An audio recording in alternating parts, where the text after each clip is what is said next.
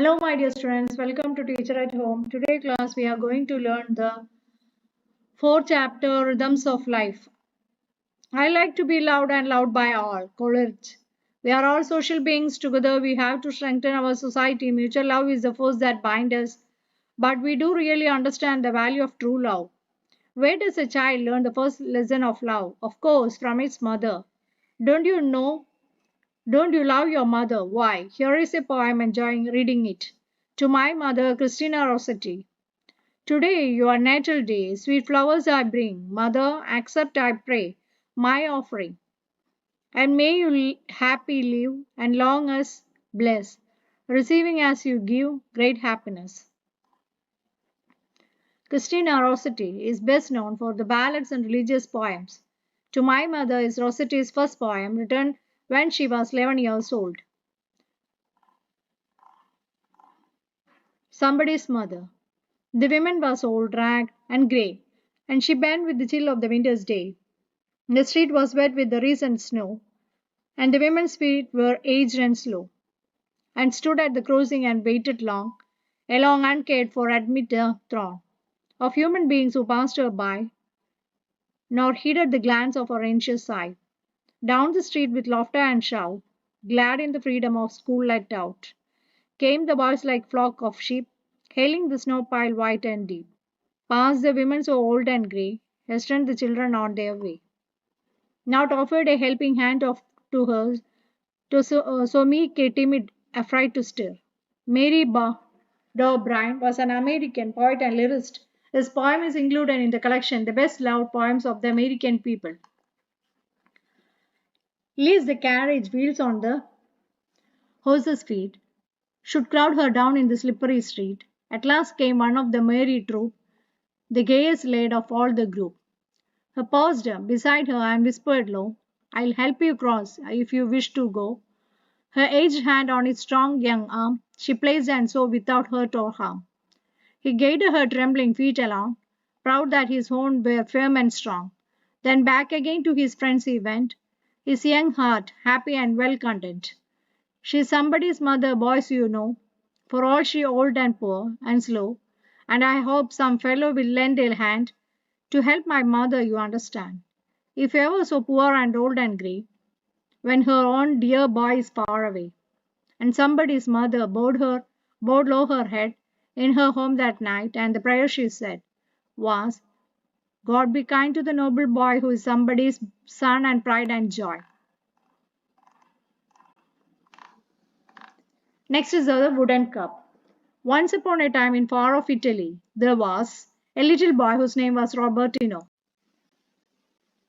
He loved his grandfather very much. The little boy and the old man were good friends. They spent much time together. Robertino loved to sit on his grandfather's knee and listen to the stories he told him. Grandfather was a wonderful storyteller, and oh, the stories he told. Fairy tales and exciting hunting stories, like the one in which grandfather himself had once caught an eagle. There was a strong bond of love between the two. Grandfather had come to live with Robertino's parents when grandmother died 3 years before. Robertino's mother did not understand the loneliness of the old man. Sometimes she was very impatient with him, especially on those days when his hand shook and he would drop when he was holding.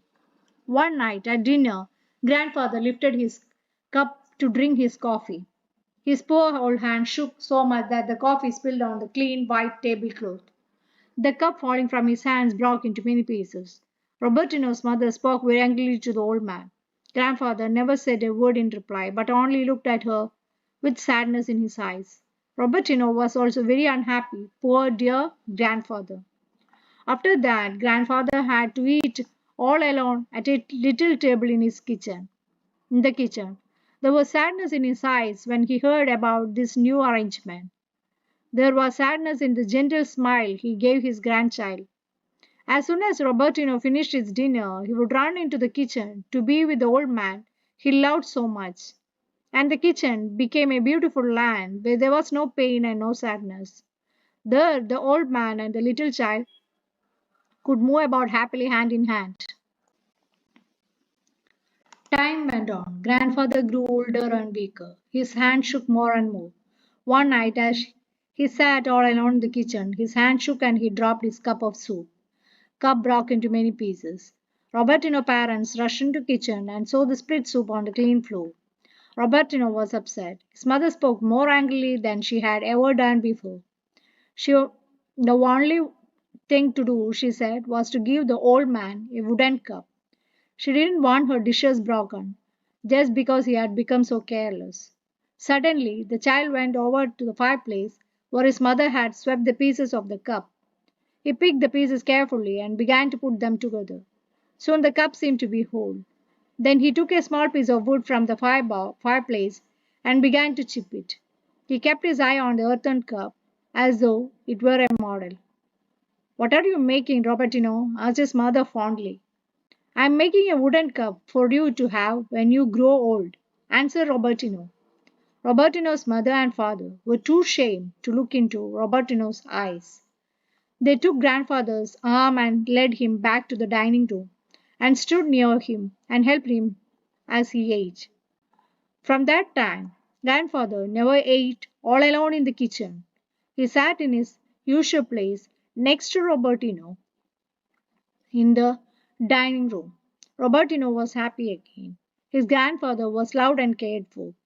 Robertino realized that his parents too were experiencing the true happiness that love and kindness bring. A village Puram. Mountains of bananas, hillocks of paddy, yards of jasmine, rows of glinting glass bangles, shimmery satin ribbons in rainbow hues, trinkets, toys, the call of the vendors, the mouth-watering aroma of murukku, the beat of drums, the stamp of feet, the acrid smell of gunpowder, the heat, the dust. This is the lure of the Puram. And it is with this memory that I go home again and again to the Puram at the Muttashi Kaur.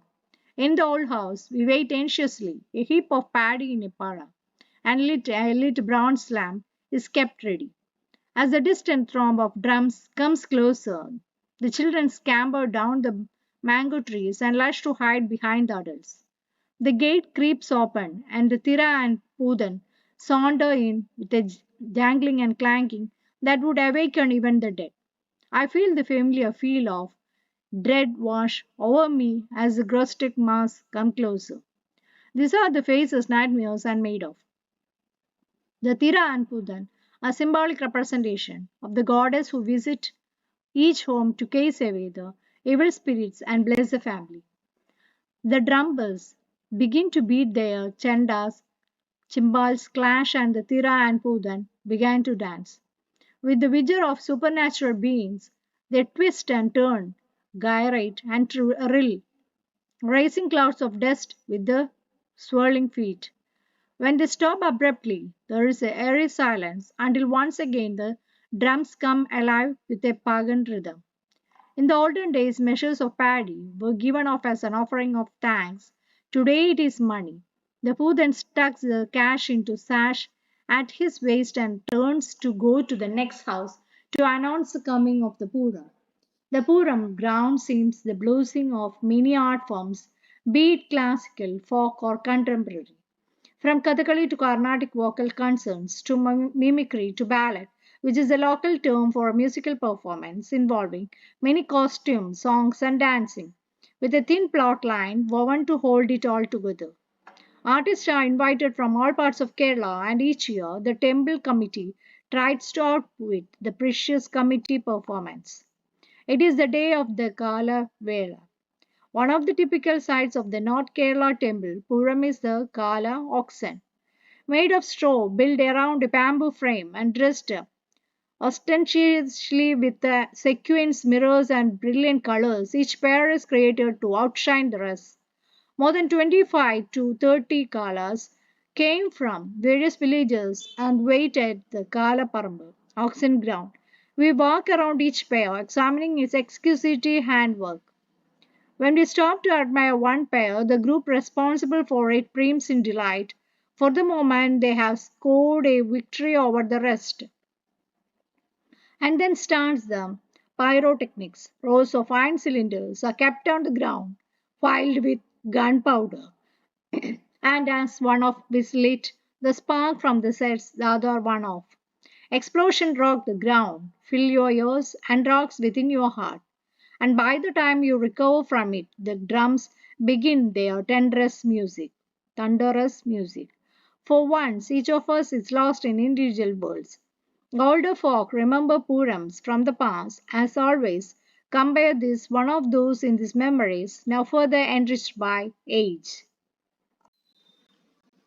Here are some meaning given. Abruptly, in a sudden and unexpected manner, the bus came to halt quite abruptly. Acrid, strong and unpleasant. Aroma, a strong, pleasant smell. Bestow, to give someone something of great value of importance. Honors were bestowed upon him by the queen. Bold, not afraid. Bow, to bend the top part of the body forward to show respect. Chip, to chop or cut with a chisel. Deny, to say that something is not true or that you do not believe something. I can't deny his remarks. Diligence, carefulness.